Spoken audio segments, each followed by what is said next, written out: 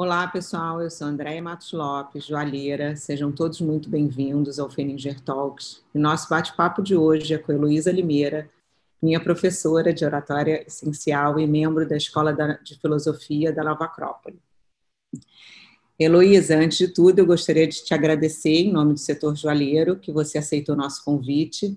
Sei que a sua agenda é bem cheia, mas para falar um pouquinho da arte da comunicação, o que está por trás dela, como levar uma mensagem de forma eficiente, e isso acho que é muito importante para todos nós, e eu acho simplesmente fantástico. Você poderia falar um pouquinho do seu trabalho, da sua empresa, e se apresentar para a gente? Olá, querida Andréia. Primeiro, é uma honra estar aqui. Agradeço demais pelo convite. Um prazer estar contigo. A gente se sente à vontade, porque já fizemos um trabalho juntas. Eu creio que foi um reencontro, né? Não foi por acaso. É a professora, agora eu que estou entrevistando. Vou aproveitar. E eu fico muito feliz. Mas eu creio que seja um bom reencontro mesmo de uma pessoa muito agradável. E agradeço muitíssimo pelo convite. Eu, Heloísa Limeira, trabalho com oratória, que é algo que eu tenho um amor enorme. Eu busco conhecer e acho que sei pouco, porque é um universo tão extenso, cada vez que eu conheço um pouco mais, eu fico mais admirada. Então, tem 20 anos que eu trabalho com oratória e tem 22 anos que eu sou professora e voluntária da instituição, da Organização Internacional Nova Acrópole, que trabalha com filosofia aplicada à vida. Filosofia maneira clássica. Eu creio que isso seja um ponto muito válido, porque faz com que a gente busque extrair o essencial da vida, as causas da vida, que dê sentido, que uma vida não seja só uma rotina qualquer. E justamente nesse buscar um pouco dessas causas, aí vem o meu aspecto da oratória, que eu comecei minha formação pela Escola de Filosofia, e em 2017 eu abri a minha empresa, por causa das demandas, principalmente das mentorias individuais, que, como minha querida Andréia, que encontrou por esse meio, as mentorias individuais em Brasília e depois expandiu para o Brasil e para o mundo. Eu tenho diversos alunos em diversos locais do mundo com essa grande alegria de ajudar a comunicar aquilo que está na sua essência, algo um pouco mais profundo. Então, essa é a minha pequena apresentação, minha querida. Então, vamos lá falar um pouquinho da oratória, né? Primeiro, eu queria que você explicasse qual é a diferença da oratória e da retórica, que a gente ouve muito falar isso, e o porquê que você adicionou esse elemento a mais, que é a oratória essencial. Ótimo, ótimo. É uma pergunta que eu recebo bastante. Qual é a diferença da retórica para a oratória? E por que eu trabalho com oratória, sendo que, se formos um pouco na história do ser humano, vamos ver que a Grécia vem antes de Roma, né? Na verdade, o conhecimento romano é um legado grego, e a gente tem esse conhecimento helênico que vai cair na Grécia. E retórica é uma palavra que vem do grego, de rhetor, que significa orador, mas não é exatamente o orador. Significa aquele que utiliza da palavra para convencer. Isso é interessante, por quê? Porque a retórica como ciência, ela vem lá do século V, na Sicília, no momento dos tiranos, na Grécia, em que as pessoas comuns elas precisavam defender, elas sofriam litígios e precisavam defender as suas causas. Não tinha advogado como temos hoje, né? Hoje é muito fácil você ter um advogado, mas naquela época não. E nessa necessidade de defender o seu negócio, existia uma escola que foi criada, que são os sofistas, que vinham com essa habilidade de argumentação. Eles trabalhavam, sim, com a persuasão, a técnica dentro da estrutura do discurso para persuadir, nesse sentido. E tem um processo aí que acontece, é um momento também de Sócrates, de Platão e Sócrates. Sócrates foi mestre de Platão na história da filosofia, e Platão tem um discurso em homenagem ao seu mestre, falando sobre a retórica, que chama Gorgias, e Gorgias era o nome do maior sofista da Grécia Antiga, desse que utilizava da palavra para convencer. E só para você ter uma ideia como é que funcionava, se você pagasse, eles cobravam bastante caro por esse conhecimento, se você pagasse para que eles construíssem um discurso para convencer alguém de algo, você recebia esse discurso. Se o seu inimigo pagasse o dobro, ele faria um discurso tão bom ou melhor do que aquele que ele fez para você. Então, eles não tinham um compromisso com o conhecimento em si. ou com a veracidade daquele conhecimento, mas com a construção persuasiva. E aí vem Sócrates e rebate essa questão. E fala, será que retórica é só a persuasão de qualquer tipo, sobre qualquer tipo de conhecimento? Ou será que não tem um compromisso com a veracidade, com a verdade, com algo mais profundo? E nisso, nesse mix que vem logo depois, aí a gente vai para Roma, e um dos grandes oradores que tem em Roma, inclusive livros que eu pego como referência, porque parte do meu estudo foi estudar os clássicos da humanidade que falam sobre oratória, tem Cícero. E Cícero fala que algumas características de um bom orador é ser filósofo, ser moralista, ser poeta e ser ator. Eu não vou entrar em detalhes sobre isso, mas indo em direção à oratória, quando falo de oratória, ela tem raiz etimológica na palavra, no verbo latino orare, que significa falar de forma ritual, trazer à tona o que nos vai à alma, que é a mesma raiz etimológica da palavra oração. E quando eu penso na oratória nesse sentido, nessa fala de forma ritual, ela me toca de forma mais profunda. Por quê? Porque um grande problema das pessoas, e a gente pode conversar isso mais para frente, eu não quero entregar tudo por agora, mas eu digo que 90% das pessoas que vêm até mim, elas têm algum receio, alguma insegurança, algum medo de lidar com o falar em público. E eu percebo que não é uma questão de você receber apenas técnicas que estruturem um discurso, ou que falem, coloque a mão aqui ou acolá, mas de você ter convicção sobre ideias válidas e você saber transmitir essas ideias. Isso é fundamental. E quando eu vou nisso, eu faço o rito, que é o quê? Um casamento é um rito. Você ordena tudo de tal forma que encarne uma ideia. Que o amor se une em função de algo sagrado, né? Pelo menos essa era a ideia original. E a oratória tem disso, você saber qual é a sua mensagem, qual é a essência daquilo que você tem para transmitir, que é necessário para aquela pessoa estar na sua frente. E você se ordenar, ou ordenar a sua fala, as suas ideias, a sua expressão corporal, para transmitir esse conteúdo, fazer esse rito. E trazer à tona o que nos vai à alma, não como alma penada, mas como alma no sentido mais profundo, né? Os gregos tinham essa visão da alma como sendo a identidade humana, aquilo que temos de melhor.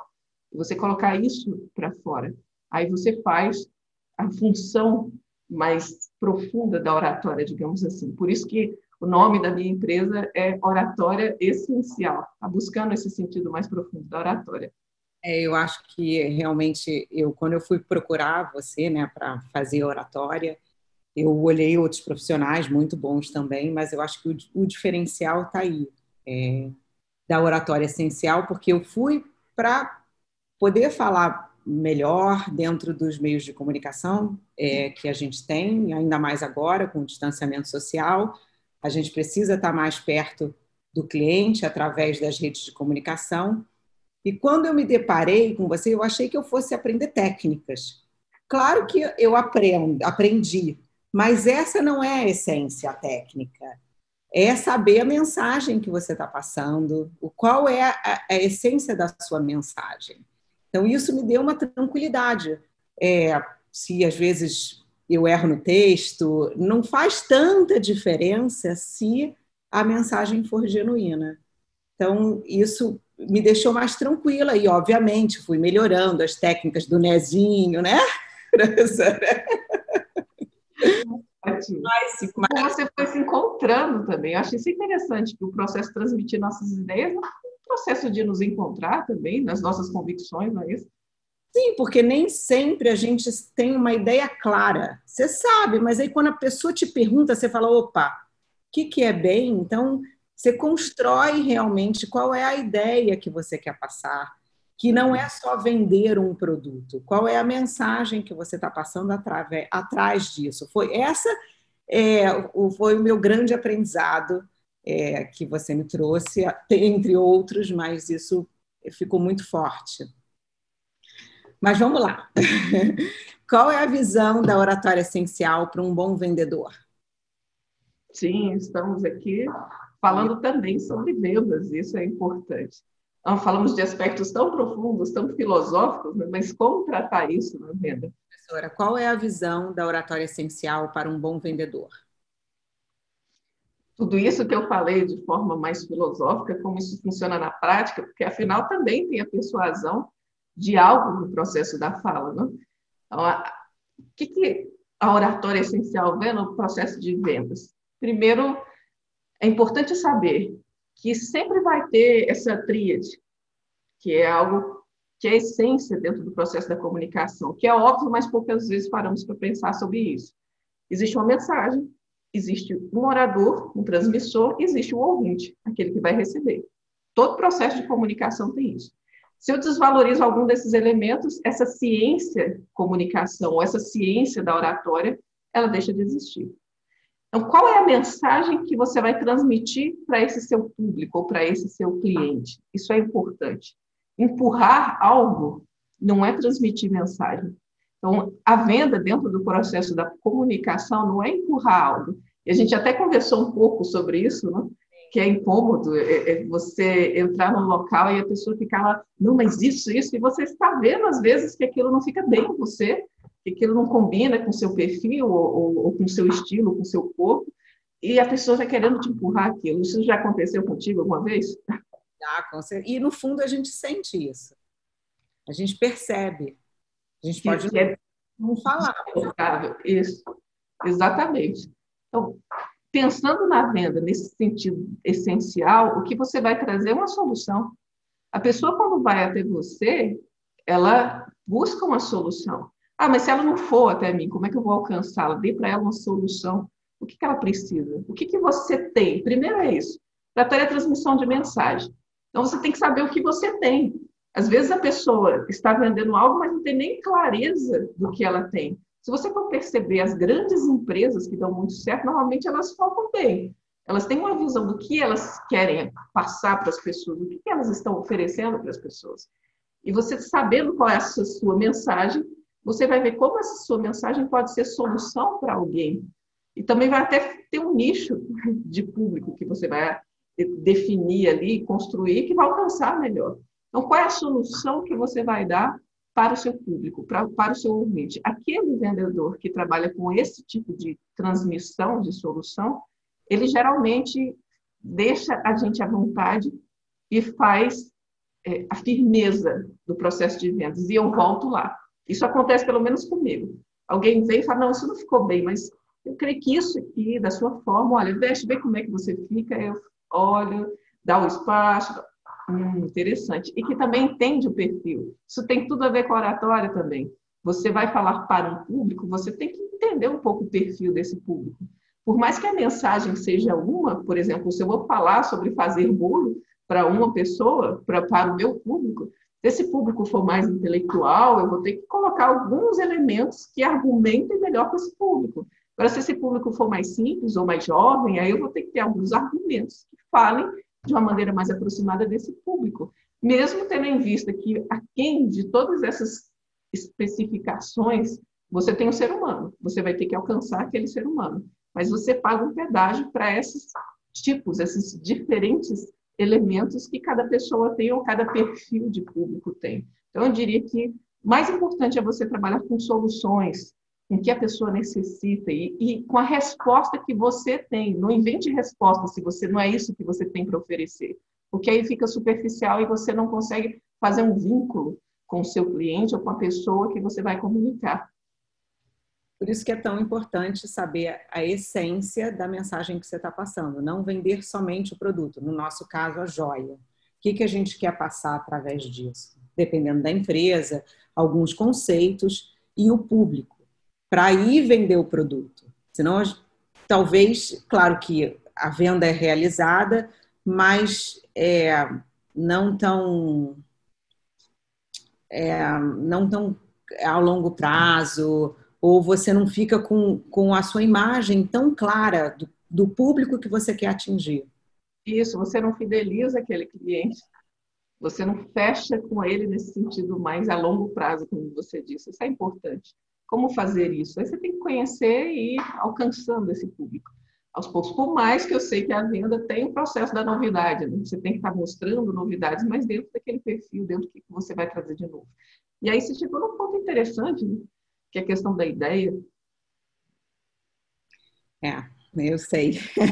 Você me fez pensar, sair da caixinha um pouquinho. trouxe outros elementos na verdade, a gente passa a mensagem sem estar prestando atenção na mensagem que a gente vai passar. De qualquer jeito, a gente está passando alguma mensagem através do produto que a gente está vendendo. Então, eu fui tomar mais cuidado na mensagem que eu estava passando, porque ela é passada de qualquer forma. Exatamente. Não existe vácuo na natureza. Não existe vácuo. Então, se você está sendo canal com as suas palavras de algo, vai ser de algo. Agora, pode ser algo inconsciente, tá? Eu estou falando e pode passar até uma visão que você não queira para as pessoas, ou você pode estruturar isso de forma consciente, saber exatamente o que você está querendo passar para as pessoas. E isso é importante, porque um bom vendedor, ele não vende produto, ele vende coisas, ele vende ideias. As ideias é que fidelizam. Qual a ideia que você quer passar? Que realmente, por isso que eu falo, eu descobri até no meu produto, que é a oratória, que é um treinamento em oratória, a ideia que eu quero passar. Eu não estava mais com paciência para esse processo todo de persuasão. Você que fala assim, você que vai vender. Eu não aguentava mais isso, que gerava estereótipos de público, o estereótipo do político, o estereótipo do advogado, e por aí vai, do religioso. E tinha vários estereótipos, e até brinco com os meus alunos, que às vezes eu bato o olho e vejo um estereótipo de alguma coisa e falo, não, sai do estereótipo, encontra a sua autenticidade no seu processo. E eu vi que a ideia do meu produto é isso realmente, é como a pessoa pode encontrar a autenticidade da sua comunicação. Qual a ideia que a sua joia tem? Qual a ideia que o seu produto tem, que a sua marca tem, mais do que a sua joia? Sua marca, que as suas joias vão ser reflexo dessa marca. Com certeza. Não, até mesmo, como eu falei, quando fui procurar você para a oratória, eu olhei algumas outras pessoas dentro do universo da filosofia, da Nova Acrópole, e eu não conhecia muito, mas olhei alguns vídeos e a forma como você falava me trouxe uma mensagem diferente que eu me senti mais atraída dentro obviamente, do que eu procurava, do que outros. Então, a forma como a gente fala, a forma como a gente se coloca e a veracidade que a gente passa a informação faz diferença para que você alcance o público que você deseja. Exatamente. Faz toda a diferença. A forma faz toda a diferença que parte da ideia. Então, assim, você pode ajudar as pessoas que estão nos assistindo? Quais são as ferramentas que a oratória essencial pode ajudar para melhorar a capacidade de vendas? Alguns pontos claros, assim, para que o vendedor tenha mais êxito na sua venda, que é o objetivo principal dele. Como eu falei dessa tríade, o primeiro ponto é a mensagem, é você ter muito claro qual é a ideia que você quer vender. Você como joalheiro que vai passar isso para os seus vendedores ou você como joalheiro que vende. Você tem que ter isso claro para mostrar para as pessoas, olha, é isso que vocês vão vender. Tendo isso muito claro, é importante ainda com relação a essa mensagem, há um interesse real por isso. Às vezes as pessoas têm um interesse que é um pouco superficial, que elas se interessam só pela venda, pelo produto, pelo que eu vou ganhar de comissão pela frente. Não, interesse-se pela mensagem, qual o valor que ela tem. Venda aquilo. A sua joia faz diferença, eu vou vender isso. Se você for pegar os bons vendedores, eles fazem isso. Eles se interessam pelo produto e o olho brilha quando vende. Isso é importante, ainda com relação à mensagem. Perceber isso e com relação ao orador, aí as questões técnicas da retórica formal, digamos assim, ele é um canal. Eu até faço a relação com uma flauta, você sabe disso, né? Então, como uma flauta, ele tem que ser oco, tem que fazer essa mensagem passar, porque imagina, a pessoa vai vender só que ela está tímida. Então, essa timidez tampa o processo da mensagem. Ela está muito vaidosa, entende? Outra coisa que é muito chato, você chegar na loja, a pessoa é um poço de arrogância e vai atender você dessa forma. Não, também não. Você está limpo para receber aquela pessoa do jeito que ela veio. Tá? Limpo. E para fazer a sua mensagem passar. Só que não basta ser limpo. A flauta tem que ser muito ordenada. Ela tem que ter os buraquinhos no lugar perfeitamente, matematicamente correto. Porque senão não sai uma melodia compreensível. E nesse sentido, você vai ordenar os seus pensamentos. Você tem que saber ouvir, é sempre o que eu falo para os meus alunos. Muitas pessoas vêm até mim com uma dificuldade muito grande de falar de uma maneira concatenada e que às vezes pensa rápido demais e acaba atropelando as ideias. Eu falo, você sabe ouvir?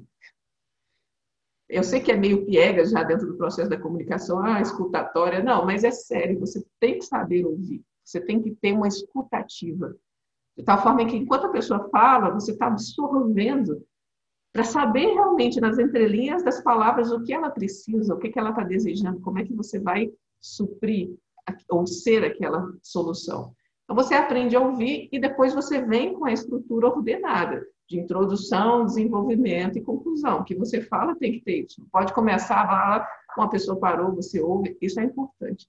Esses elementos de ordem dentro do seu processo de construção do discurso. Ter ordem também nas suas emoções, no processo de você ter coerência com o que você fala e o que você expressa. Se está falando de algo agradável, coloca uma fisionomia agradável. Você tem que ter segurança, obviamente, então a sua expressão corporal não pode ser algo assim caído, olho fechado, uma cabecinha de lado, você tem que colocar seu eixo. Falamos que a boa postura de um orador, ela não vem porque se eu falar assim significa isso aqui, não, porque uma pessoa que é agradável, ela geralmente se encontra no seu centro, ela tem um certo equilíbrio e faz com que as pessoas queiram estar com ela, ela inspira vida, beleza, vida, e essa beleza não é só uma questão de estar com o rostinho bonitinho, não. É um posicionamento interno e centrado, que dá essa sensação de segurança. Isso reflete no corpo como nisso. Eu estou falando contigo assim. Se eu falar contigo assim, imagina, eu vou conversar com você dessa forma. Então, eu tenho que ter uma postura centrada, o ombro no lugar, e receber, sabe? Geralmente, a gente recebe as pessoas dessa maneira. E falar com clareza. Porque se as pessoas também não compreendem o que você fala, se você não tem uma dicção clara, isso que eu estou fazendo. Imagina, muitas vezes eu vejo as pessoas falarem desse jeito assim, e falam para dentro. Eu não tenho o que a gente chama de estética vocal, que é essa articulação boa das palavras e vida no olhar. Você está vendo isso? Imagina você chega para mim, eu vou cumprimentá-la assim, olá, tudo bem, como vai? E não essa coisa mortinha, não, oi, tudo bem? Não, oi, tudo bem? E essa postura, isso é importante. E você chegar para as pessoas com essa energia, com essa segurança de quem está sabendo o que vai fazer. Isso é segurança. Alguns elementos, né?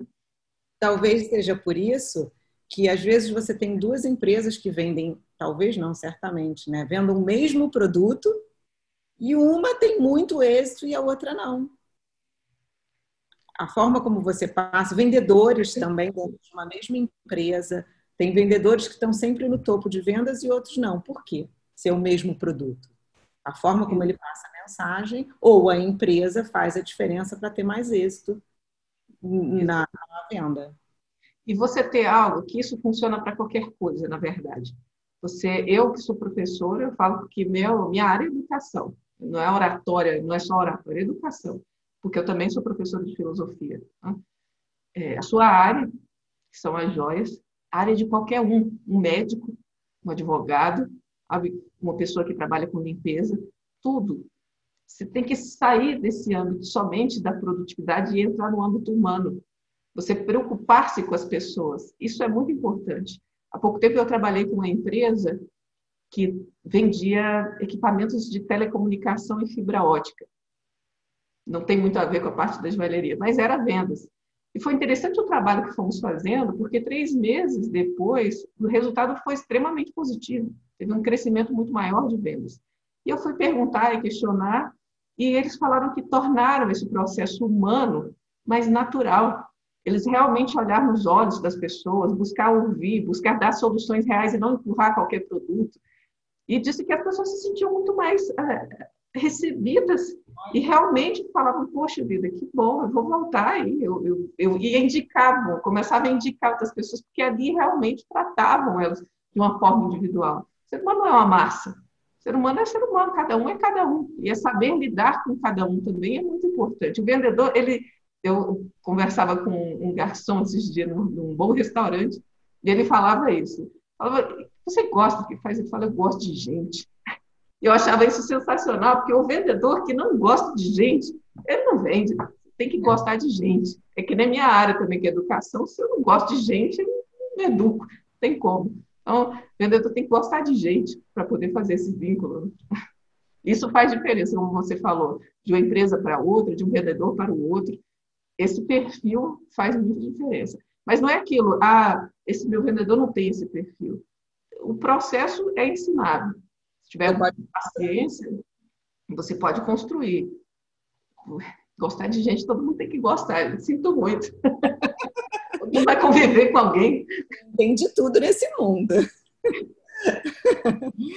Eu vou aproveitar e tirar uma casquinha aqui da filosofia para você poder falar um pouquinho do simbolismo da joia. Eu acho que ao longo da história da humanidade, eu acho que isso também pode ajudar dentro da oratória.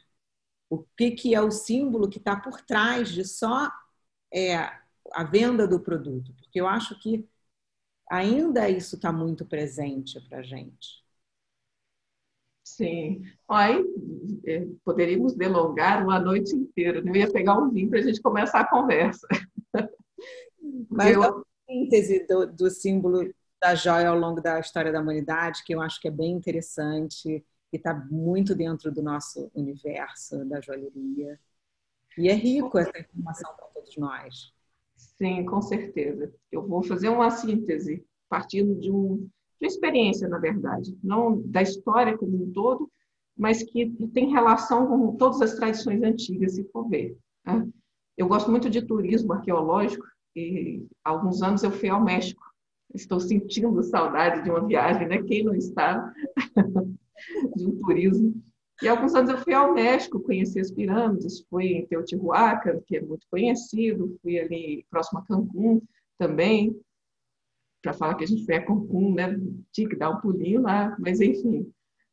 E conhecendo mais, é óbvio que é lá naquela região, quando chegaram os espanhóis, eles viram muito ouro, esse valor, só que com essa visão do europeu, do ouro no sentido material, era a riqueza. Né? E eles não tinham essa visão. E se a gente for pegar também mais antigo ainda, os egípcios, que tinham uma visão bem profunda, você tinha as joias como um elemento ritual, pelo símbolo que ela carregava e também pelo simbolismo, não somente o simbolismo, mas a ideia que eles tinham das pedras, das gemas, e eu gosto bastante, eu vim até com um brinco simples de prata, com âmbar, mas que eu ganhei de presente de uma querida amiga, que eu gosto bastante. Né?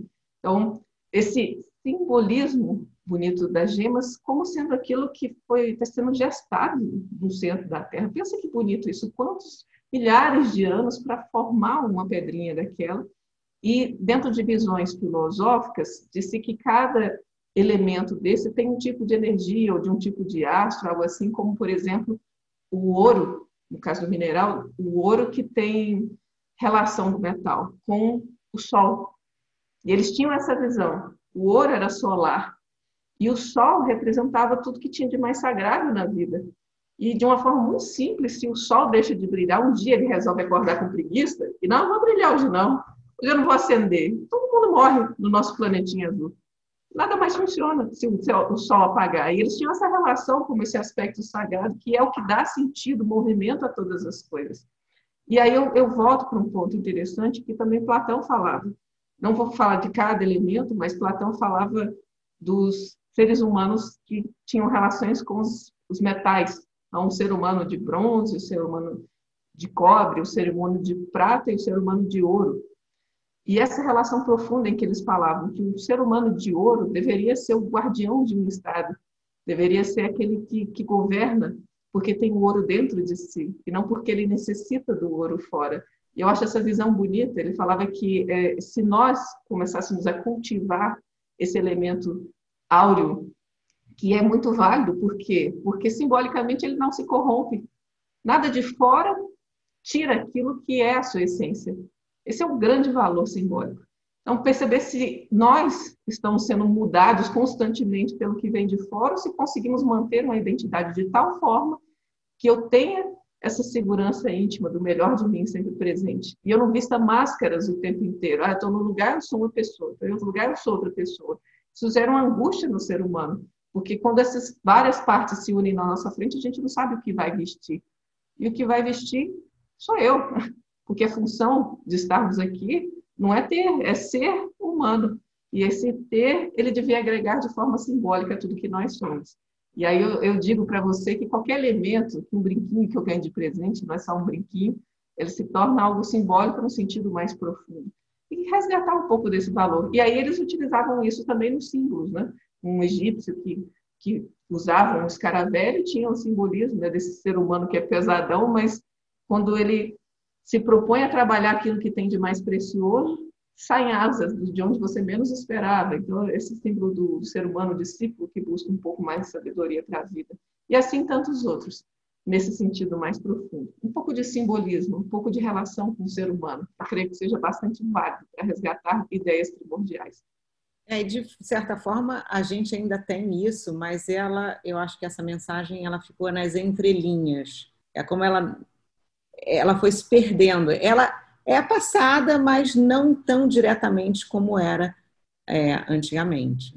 Eu acho que a gente tem que buscar um pouco disso, porque no fundo as pessoas gostam. Elas querem significado para tudo na vida. A gente precisa desse significado. Exatamente. A vida sem sentido, ela é muito vazia.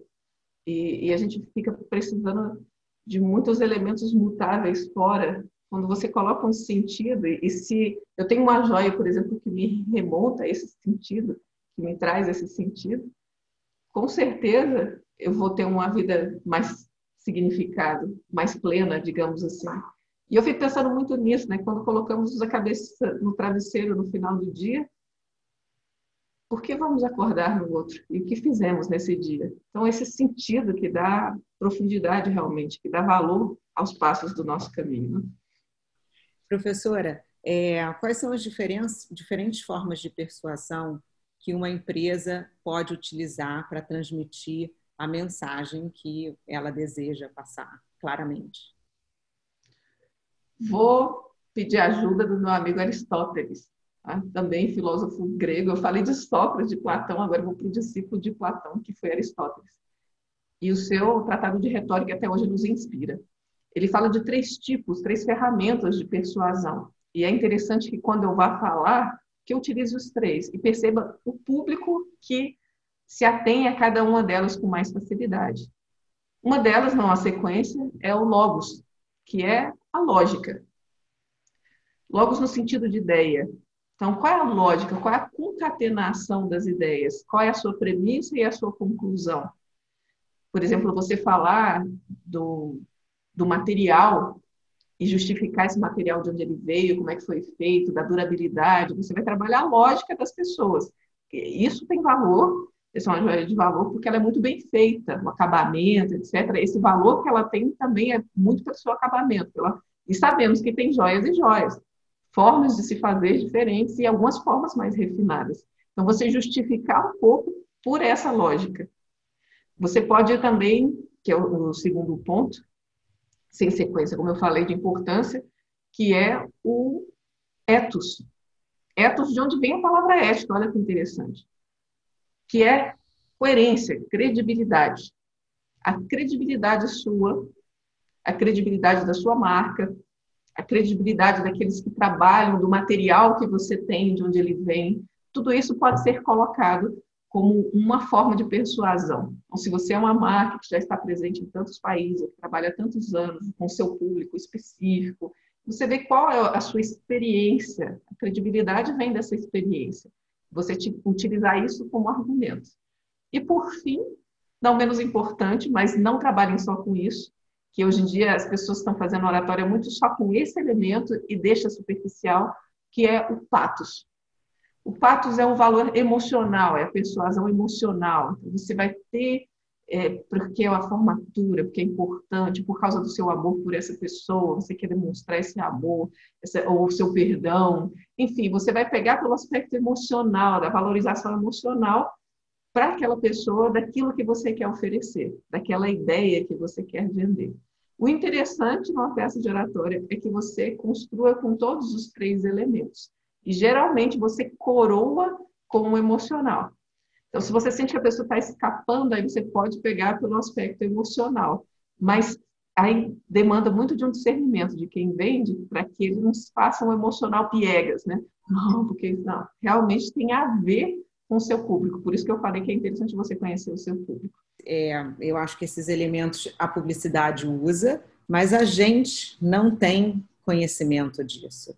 E com as redes sociais, com a comunicação entre o cliente mais próxima, é muito válido essa informação que você está nos passando, porque a gente pode organizar as ideias e passar a mensagem que a gente quer passar com mais clareza. Então, só tenho a agradecer, muito obrigada. Acho que é muito importante para o setor, para que a gente possa organizar toda a mensagem de uma forma mais clara. Trabalhar também esse processo de vendas de uma maneira persuasiva, mas também mais profunda, não tão superficial. Eu que agradeço enormemente por esse convite. Como eu falei, é uma alegria estar aqui com você, né, com todo o nosso histórico, e uma alegria também poder transmitir esse conhecimento que eu tenho tanto respeito e tanto amor. Eu espero que tenha sido útil. Obrigada, professora. Um beijo grande. Um beijo, querida. Até mais.